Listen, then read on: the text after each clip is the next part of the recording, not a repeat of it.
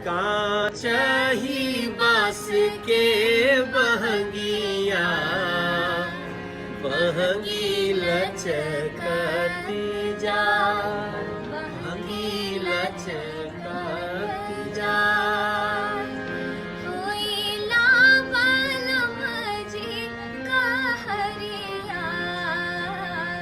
डलवा घाटे पहुँचा, डलवा घाटे पहुँचा। छठी मैया हो कहो सहैया, हमरी दिल्ली गह गहा, हमरी दिल्ली गह गहा। छठी मैया हो आप सभी लोगों को छठ की ढेर सारी शुभकामना। छठ मैया आप सबके ऊपर कृपा करें और हम सभी छठ मैया के छठ पूजा के मूल मंत्र स्वच्छता को अपने जीवन में लाएं। यही आप सबके लिए शुभकामना है।